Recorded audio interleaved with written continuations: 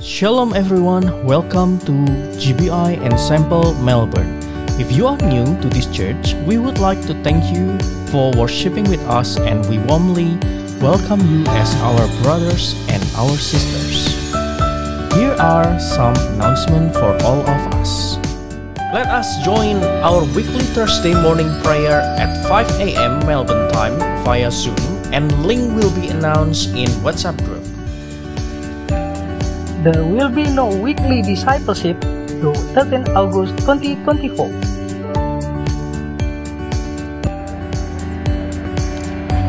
Ensemble Church 19th anniversary will come soon on the 18th of August 2024. Start at 4 p.m. Please come along and invite your friends and family. That's the Ensemble news for today.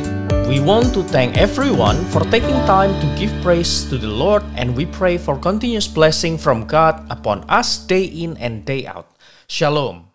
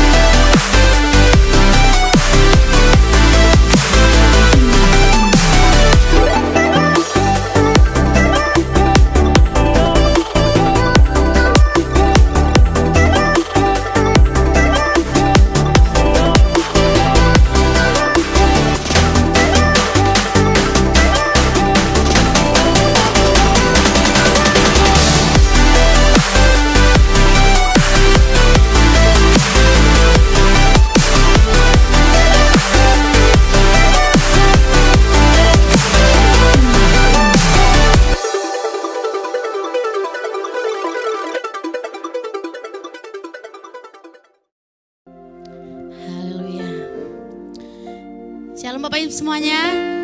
Ada sukacita hari ini? Yang ada sukacita coba kasih senyum kiri kanannya dulu biar kita bisa pancarkan senyum kemuliaan Tuhan hari ini. Haleluya. Haleluya. Haleluya. Baik Bapak Ibu, kita akan masuk dalam acara ibadah kita hari ini. Kita mau berdoa. Haleluya. Bapa dalam kerjaan surga, kami mengucap syukur Tuhan buat setiap kebaikan-Mu yang luar biasa dalam hidup kami. Ini kami Tuhan, anak-anak yang mengasihi Engkau. Kami datang di tempat ini Tuhan saat ini. Kami satukan hati kami mau masuk dalam ibadah kami Tuhan. Biar Roh Kudus Engkau pimpin ibadah kami hari ini. Dari awal, pertengahan sampai selesai Tuhan, kami percaya Tuhan hadir di tempat ini mengurapi setiap anak-anak Tuhan. Terima kasih Roh Kudus yang baik. Kami berdoa dan mengucap syukur di dalam nama Tuhan Yesus. Haleluya. Kita semua yang percaya katakan amin. Saya mohon kita untuk boleh sama-sama bangkit berdiri. Haleluya. Haleluya. Mari kita bersukacita dalam hadirat Tuhan. Kita berikan tepuk tangan yang luar biasa untuk Tuhan. Haleluya. Biar bumi akan berlalu, biar bulan tak bercahaya lagi, biar langit takkan bergoncang, matahari tak bersinar lagi, tetapi Tuhan Yesusku tak pernah ingkar janji. Semua yang difirmankannya pasti akan digenapi. Sekali lagi kita sama-sama katakan, biar bumi akan berlalu, yes, biar bulan tak bercahaya lagi, biar langit tak bergoncang, amin, matahari tak bersinar lagi, tetapi Tuhan Yesusku, amin, tak pernah ingkar janji. Semua yang difirmankannya pasti akan digenapi. Sama-sama kita katakan, shalalalalala, aku cinta Yesus, shalalalalala, Yesus cinta saya. Haleluya. Lebih semangat lagi dengan iman kita nyanyikan pujian ini. Haleluya. Biar bumi akan berlalu, kami percaya kasih-Mu Tuhan tidak pernah berlalu dalam hidup kami. Biar bumi akan berlalu, amin, biar bulan tak bercahaya lagi, biar langit akan bergoncang, matahari tak bersinar lagi, tetapi Tuhan Yesusku tak pernah ingkar janji. Semua yang difirmankannya pasti akan digenapi. Kita sama-sama angkat tangan kita katakan, shalalalalala, aku cinta, amin Tuhan, shalalalalala, Yesus cinta saya, shalalalalala, shalalalalala, aku cinta Yesus, shalalalalala, Yesus cinta saya. Laki-laki aja katakan, shalalalalala, amin, cinta Yesus, Yesus cinta. Yang wanita-wanita boleh katakan, shalalalalala, aku cinta Yesus, shalalalalala, Yesus cinta saya, shalala, shalalalalala, Yesus cinta saya, shalalalalala, Yesus cinta saya. Haleluya. Kita percaya Yesus cinta kita, amin. Kita cinta Yesus karena Tuhan lebih dulu mencintai kita. Haleluya. Terpujilah nama Tuhan. Lebih semangat lagi kita memuji Tuhan. Haleluya. Haleluya.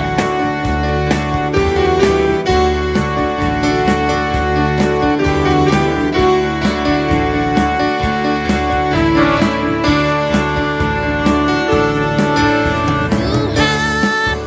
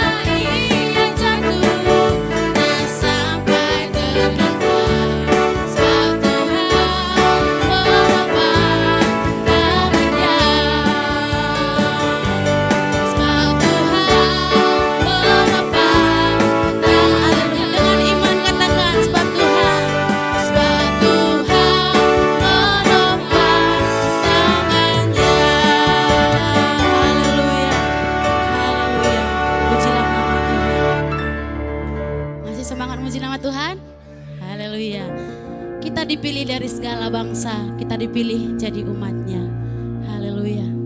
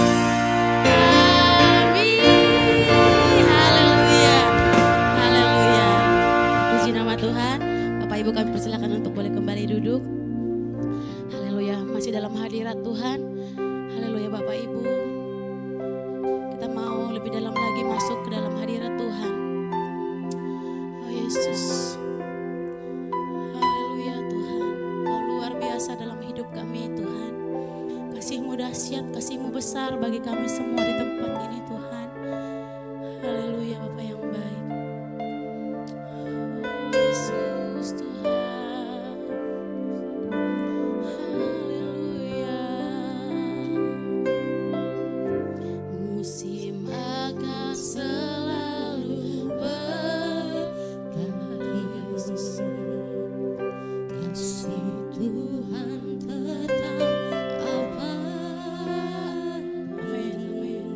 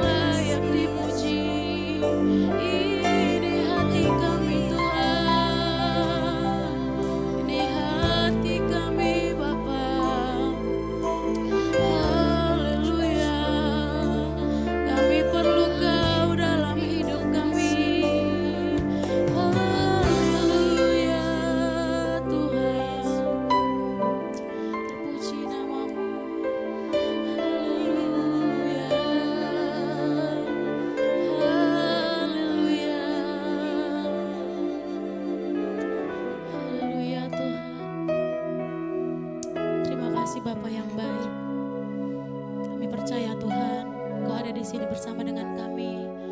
Bapa yang baik, saat ini Tuhan kami sungguh katakan dengan iman kami. Kami merindukan Tuhan, Engkau menyampaikan isi hati-Mu bagi kami Tuhan. Kami rindu Bapa yang baik mendengar Tuhan apa yang Tuhan kehendaki bagi kami. Karena kami manusia yang sungguh terbatas Tuhan. Banyak kekurangan kami dalam menjalani hidup kami Bapa yang baik. Tapi kami percaya dengan firman-Mu Tuhan, kami boleh dikuatkan kembali.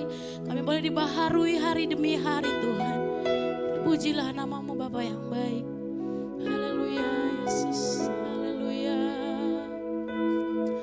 Oh, ya Tuhanku, aku hendak bernyanyi bagimu selama aku hidup.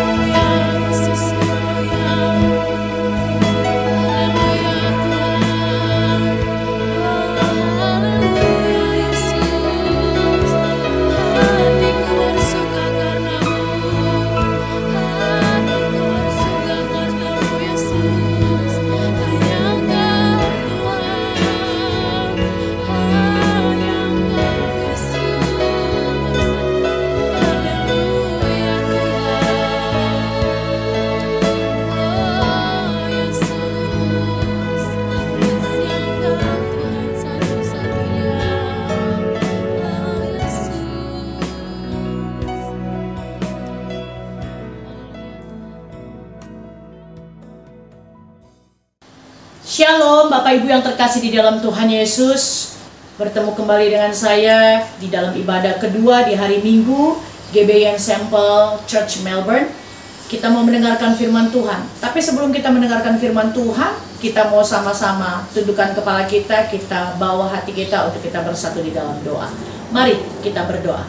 Bapa yang terkasih di dalam Tuhan Yesus Kristus, terima kasih kami sudah memuji dan menyembah Tuhan di hari Minggu ini Tuhan, di mana waktu kami untuk datang bersekutu dan duduk diam di bawah kaki Tuhan untuk mendengarkan apa yang menjadi isi hati Tuhan dalam firman-Mu. Untuk boleh Tuhan kami ikuti, kami lakukan, dan boleh Tuhan menjadi pelita bagi kaki kami Tuhan pada saat kami melangkah dalam kehidupan kami. Terima kasih Roh Kudus, berikan pengertian hikmat pewahyuan yang baru pada kami setiap kali kami membaca firman Tuhan dan menerima apa yang menjadi isi hati bahkan firman Tuhan yang boleh ada bagi kami.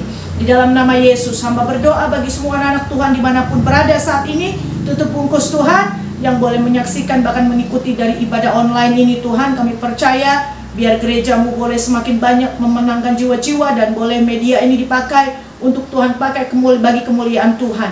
Terima kasih Bapa yang baik, di dalam nama Yesus kami berdoa. Haleluya. Amin. Puji nama Tuhan, kita boleh masuk di dalam bulan Agustus. Di minggu ini bersyukur semua atas perkenanan Tuhan bagi kita.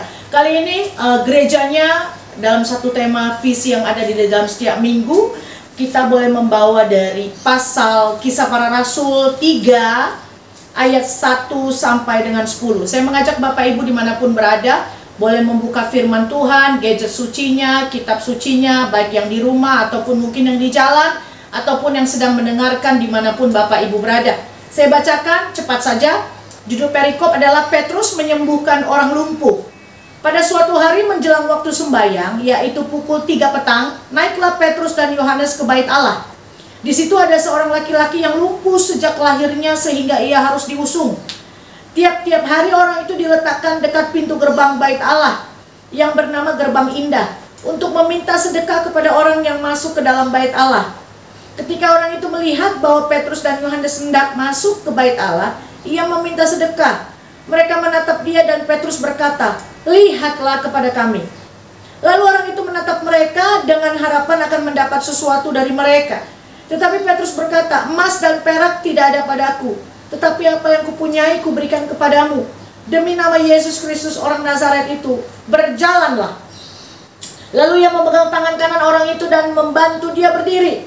Seketika itu juga kuatlah kaki dan mata kaki orang itu. Ia melonjak berdiri lalu berjalan kian kemari dan mengikuti mereka ke dalam bait Allah, berjalan dan melompat-lompat serta memuji Allah. Seluruh rakyat itu melihat dia berjalan sambil memuji Allah. Lalu mereka mengenal dia sebagai orang yang biasanya duduk meminta sedekah di gerbang indah bait Allah, sehingga mereka takjub dan tercengang tentang apa yang telah terjadi padanya. Wow, amin, luar biasa. Ini salah satu firman Tuhan yang cukup famous, yang bisa dikenal oleh anak-anak Tuhan, khususnya pada mujizat yang terjadi yang boleh dinyatakan oleh Petrus pada saat itu. Bagaimana Petrus dan Yohanes, ya, terlebih Petrus pada saat itu boleh dipakai Tuhan untuk mendapatkan kuasa yang daripada Roh Kudus, ya, dimana boleh mendapatkan satu pemulihan dan kesembuhan yang dirasakan oleh seorang peminta-minta sedekah. Nah, kalau kita mau lihat lagi di dalam kisah ini Bapak Ibu, setelah mungkin kita membahas tentang kehidupan jemaat mula-mula pada saat itu, Lukas terus melanjutkan dengan kisah mujizat Petrus yang menyembuhkan orang lumpuh yang tadi sudah kita baca. Nah, dikatakan di dalam ayat 2 tadi, mereka itu bertemu orang ini di salah satu gerbang bait suci. Gerbang yang mana tidak begitu jelas dikatakan secara spesifik di dalam Alkitab. Tetapi umumnya orang menafsirkan ini adalah gerbang Nikanor katanya. Ya, gerbang Nikanor itu tempat yang sangat megah di mana orang banyak lalu lalang. Ya, tempatnya besar, megah, mungkin bagus, ya kan. Nah, orang lumpuh itu duduk di tempat yang sangat menonjol karena kemegahannya, sehingga banyak orang mengenal siapa dia. Orang lumpuh inilah yang Tuhan pakai untuk menunjukkan tanda mujizatnya, sehingga orang tahu bahwa dialah Yesus Kristus melalui rasulnya yang menyembuhkan. Wow. Jadi kalau kita lihat saat ini bahwa banyak sekali Kalau kita tarik dalam contoh atau mungkin bisa dikatakan sebagai contoh, yang ada anak-anak Tuhan banyak sekali yang memiliki mental seperti ini, ya, terutama banyak anak-anak Tuhan yang mengartikan bahwa pada saat dia mengalami sesuatu atau mungkin sakit penyakit atau mungkin proses hidup atau mungkin kesulitan hidup, banyak orang yang sering meminta belas kasihan manusia. Ya, padahal dia udah ada di dalam rumah Tuhan, udah ada bagian dari gereja, udah mungkin juga pelayanan, atau mungkin juga dia adalah jemaat setia, jemaat tetap, atau mungkin jemaat yang loncat-loncat. Banyak sekali yang memiliki mental seperti ini. Ya, saya tertarik bagaimana pada saat ini Petrus itu mengajarkan kita, Kisah Para Rasul mengajarkan kita bahwa pada saat kita memiliki mental yang salah, secara otomatis mujizat Tuhan merubah mentalitas kita yang salah. Jadi saya tidak mau bahas tentang kesembuhan fisiknya yang dirasakan, yang diterima oleh si peminta-minta ini. Tapi yang menarik buat saya adalah bagaimana Tuhan itu bekerja untuk merubah mentalitas dia.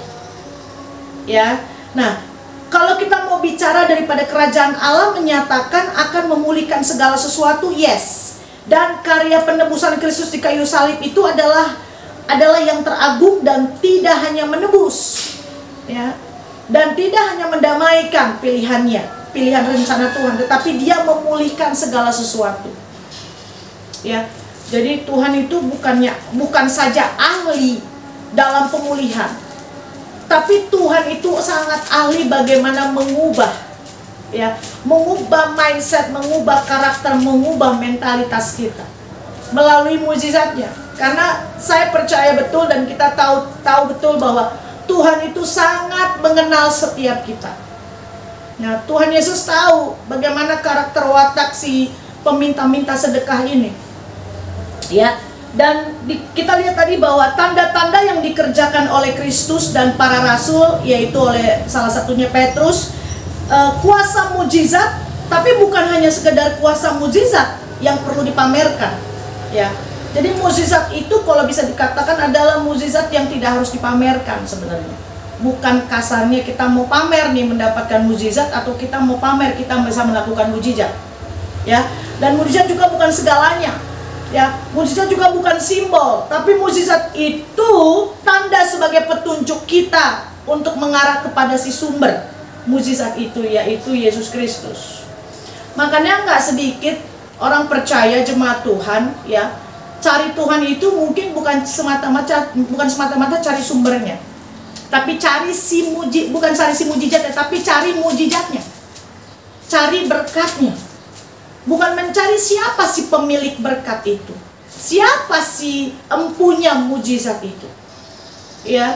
Dan di sini makanya dibilang sama Petrus waktu itu sama si tukang minta-minta, dengan secara arti lain mungkin kalau saya berikan pengertian, saya membaca terus berulang-ulang, mungkin seperti ini.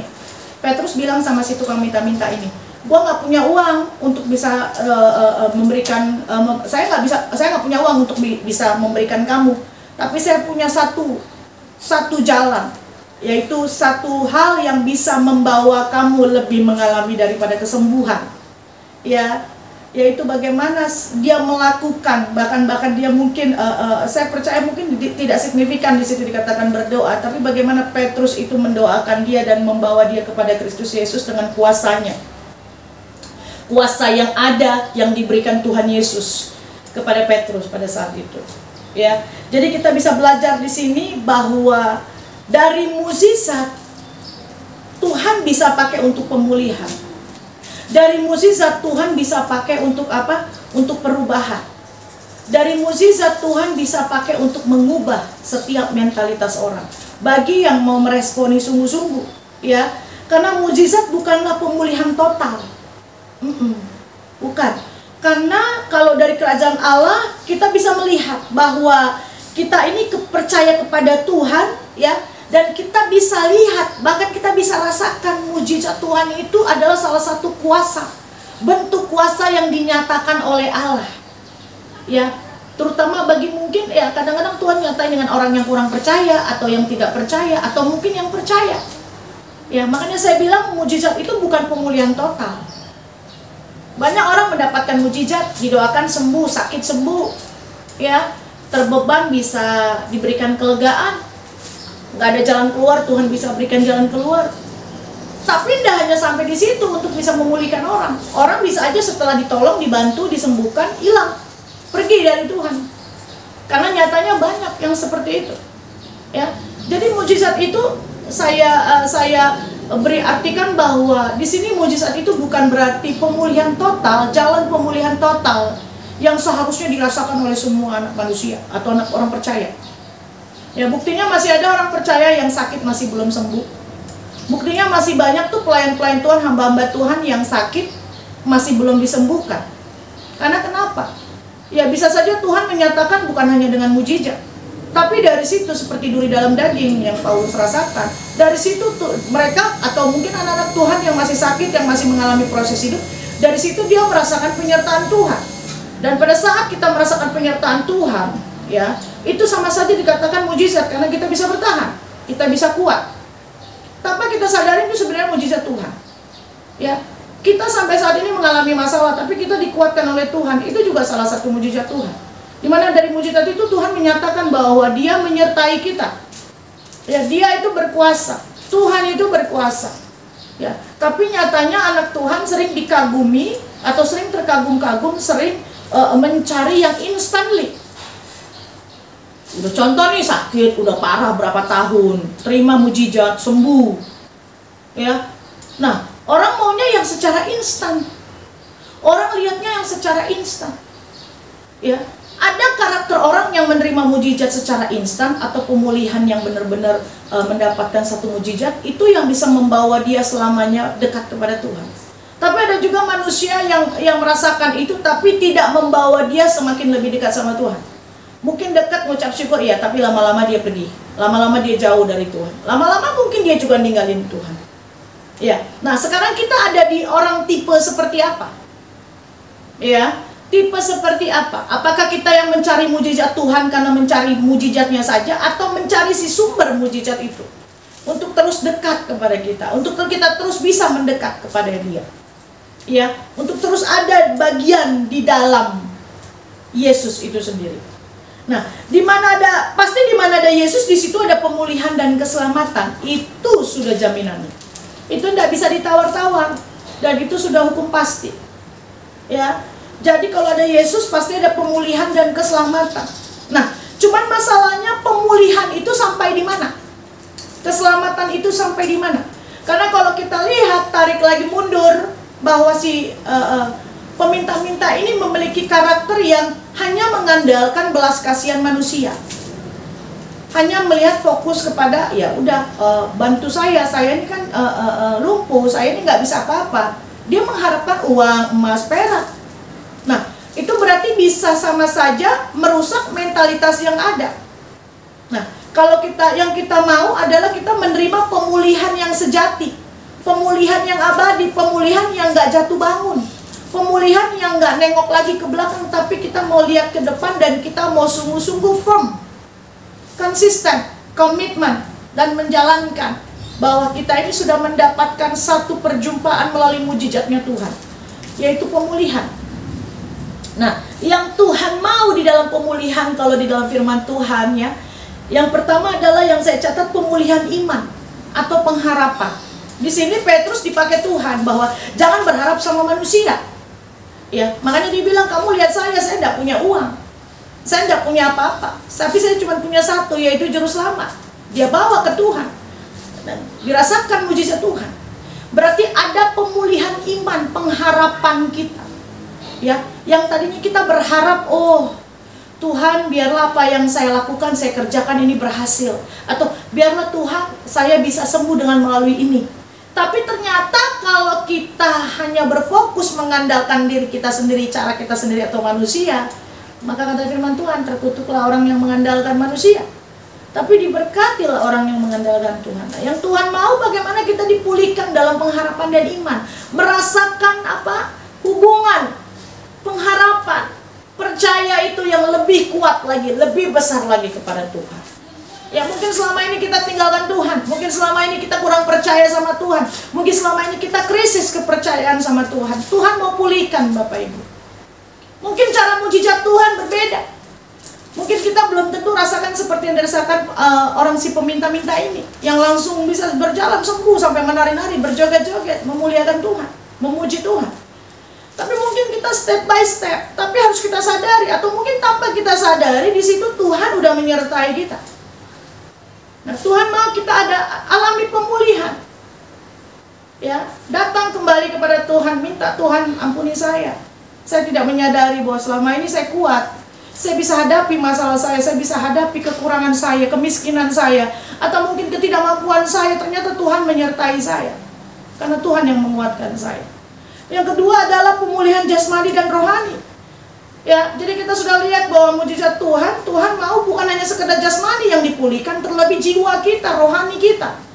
Ya, kita bisa lumpuh secara rohani.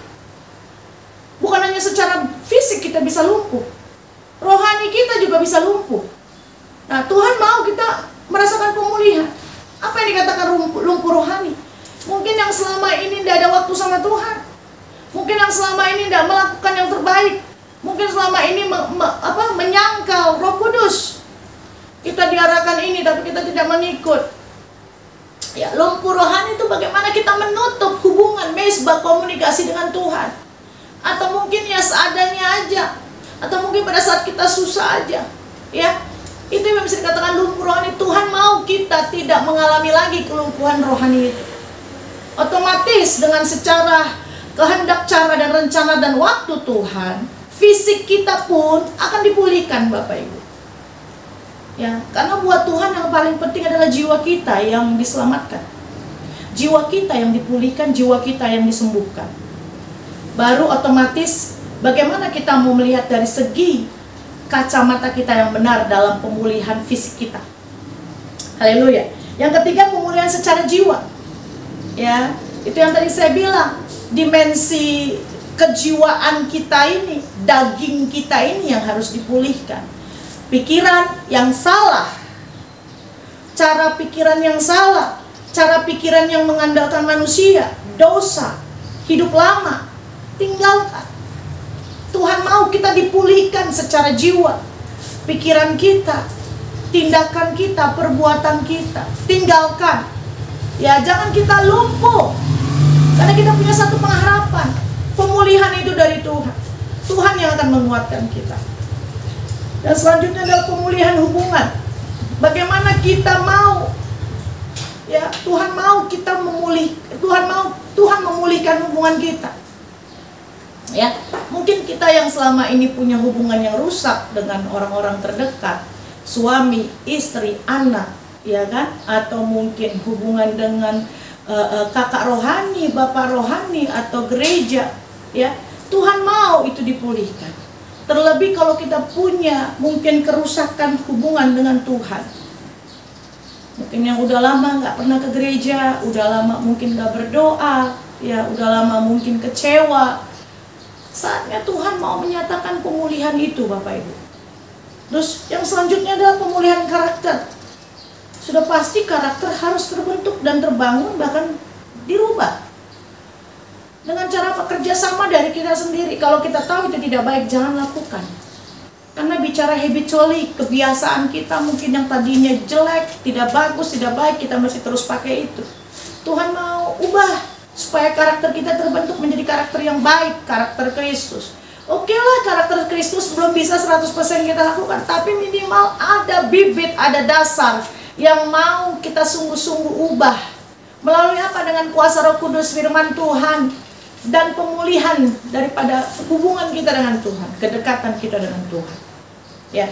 Dan selanjutnya, jika ada Yesus, jika dengan nama Yesus kita percaya dan kita sudah menerima, maka ada keselamatan. Ya, ada pemulihan, sudah pasti ada keselamatan. Ada keselamatan, sudah pasti ada pemulihan. Ya, keselamatan adalah bagaimana yang Tuhan mau di sini pada saat Petrus mengajak si lumpuh ini, si tukang minta ini menerima Yesus sebagai juru selamat. Sudah pasti. Karena tidak akan ada akses kalau kita tidak terima Yesus sebagai juru selamat. Gimana Tuhan mau masuk ke hati kita kalau kita sendiri nggak menyatakan, nggak menerima, bahkan kita tidak percaya, ya. Dan itu satu anugerah bagi kita jika kita dikasih kesempatan, bahkan diberikan kesempatan untuk menerima keselamatan. Itu anugerah yang sangat besar, yang tidak pernah terbayar oleh apapun. Makanya kalau kita sudah menerima Tuhan Yesus sebagai juru selamat, Bapak Ibu, saatnya kita boleh sungguh-sungguh, ya, menjaga, memupuk, bahkan berjalan bersama dengan keselamatan itu. Lakukan apa yang menjadi bagianmu dalam hidup kita. Dan menerima kuasa melalui Roh Kudus yang dari Yesus Kristus, ya. Ya, Roh Kudus yang melalui Roh Kudus yang dari Yesus. Ya. Jadi kalau kita mau melihat bagaimana kita kalau sudah menerima keselamatan, apa yang dilakukan Petrus, kita pun mendapatkan itu. Bahwa kuasa Yesus ada bagi setiap orang percaya. Jadi tidak perlu panggil gembala dulu atau pendeta dulu. Ya, doa kita juga punya kuasa. Jika dengan yakin, kalau kita sebagai orang yang benar, akan sangat besar kuasanya. Ya, jadi bukan hanya doa gembala, doa pendeta, doa penginjil. No. Doa kita Bapak Ibu, jika dengan yakin dan kita menjadi orang yang benar-benar mau diubahkan, hidup dalam pertobatan, hidup dalam kebenaran, sangat besar kuasanya. Dan di sini apa? Ketiga, mengikuti rencana dan kehendak Tuhan sebagai orang pilihan dan orang yang terpanggil. Kalau kita mau merasakan itu terus dan kita adalah orang yang diselamatkan, kita ikuti apa yang menjadi arahan Tuhan. Jangan atur lagi hidup kita semau-mau kita. Jangan rusak lagi hidup kita apa yang sudah Tuhan berikan. Ya, bahwa ini adalah bait kudusnya Allah. Hidup kita adalah bait kudusnya Allah. Sebagai orang yang sudah diselamatkan, yang sudah menerima keselamatan. Ya, selanjutnya menjadi orang aktif, bukan pasif di dalam iman dan tindakan. Jadi kalau kita sudah aktif dan kita sudah memupuk iman percaya kita untuk lebih lagi membangun hubungan dengan Tuhan, aktif. Jangan pasif, ya, karena iman tanpa perbuatan pada hakikatnya mati. Harus disinkron. Ya, jangan cuma kita bilang, saya percaya sama Tuhan, udah, nggak usah ngapa-ngapain, duduk diam aja, nanti Tuhan yang akan sembuh. Nggak gitu juga. Minta arahan, petunjuk, rencana, bahkan kehendak Tuhan yang jadi. Lakukan itu, aktif. Apa yang menjadi bagianmu, lakukan. Karena Tuhan mau kita aktif. Aktif dalam iman kita, aktif dalam tindakan kita. Amin. Dan juga di sini ada apa lagi? Bahwa selain dalam pemulihan keselamatan, kita juga bisa sungguh-sungguh mengerti, bahkan memahami bahwa di dalam setiap doa pasti ada jawaban. Di mana ada iman, di situ ada mujizat. Ya. Dan di mana ada pengharapan, di situ ada kekuatan. Di mana ada kasih, sudah pasti di situ ada kemenangan. Ya, dan di mana ada Yesus, di situ ada keselamatan dan pemulihan. Dan saya percaya bagi kita Bapak Ibu yang sungguh-sungguh mau dipulihkan dari kelumpuhan saat ini, kelumpuhan rohani kah, kelumpuhan jiwa kah, kelumpuhan iman kah, kelumpuhan hubungan kah, kelumpuhan mungkin secara karakter kah, Tuhan mau memberikan mujizat bagi kita semua untuk bisa mengalami dan merasakan pemulihan. Sehingga tidak ada lagi kelumpuhan di dalam kehidupan kita sebagai umat pilihan, umat percaya, imamat yang rajani, dan bangsa yang terpilih. Itulah anak-anak Tuhan, sahabat-sahabatnya Kristus. Sekian dari saya, mari kita bersatu dalam doa. Bapak, kami mengucap syukur, terima kasih untuk hari ini kami boleh diingatkan oleh kisah yang ada dalam firman-Mu. Kami bersyukur Tuhan, kami boleh diingatkan dengan firman-Mu yang luar biasa, bahwa kami tidak mau menjadi orang-orang yang lumpuh, orang-orang yang hanya berharap kepada manusia, bahkan pengertian kami sendiri. Tapi kami mau menerima pemulihan itu, dan kami bukan hanya menerima mujizat, tapi kami mau terus menerima si pemberi mujizat itu, yaitu Engkau Yesus. Tolong kami Bapa, urapi dan bantu kami Roh Kudus untuk kami bisa merubah. Bahkan juga kami bisa mengalami pemulihan yang konsisten, yang berkomitmen, yang sungguh-sungguh firm di dalam Tuhan. Sehingga tidak ada lagi jatuh bangun dan tidak ada lagi Tuhan kami melihat ke belakang.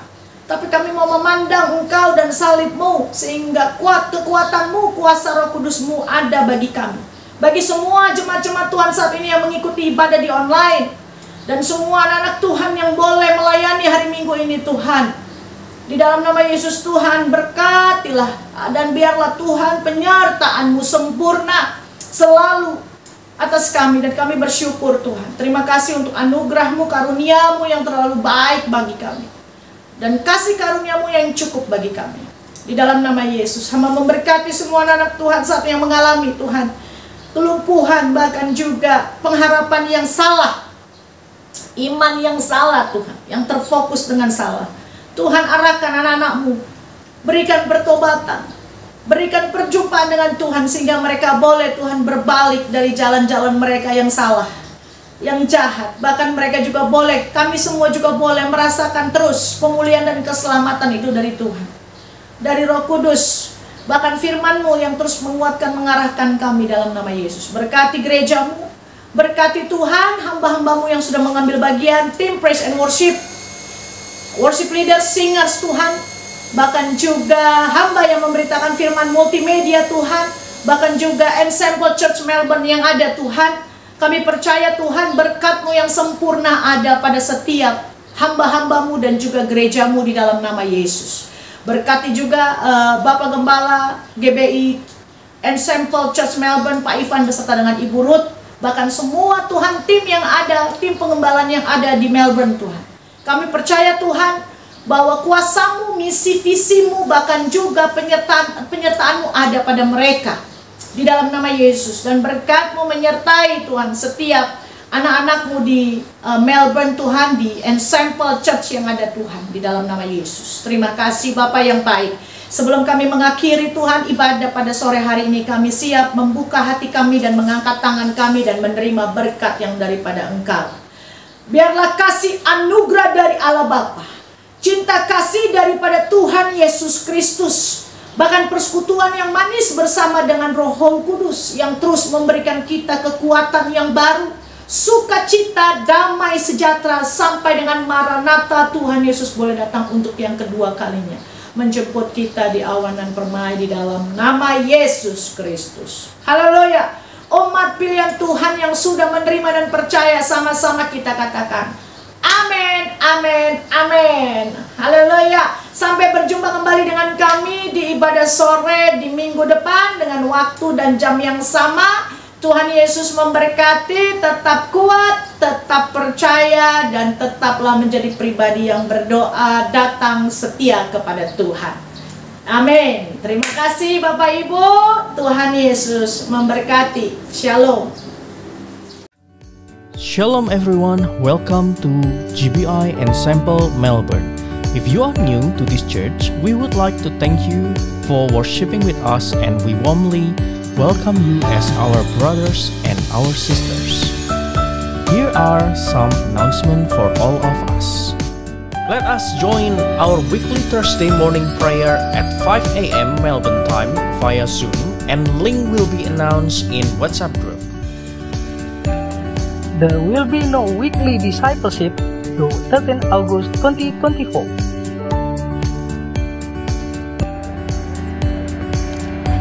Ensemble Church 19th anniversary will come soon on the 18th of August 2024. Start at 4 p.m.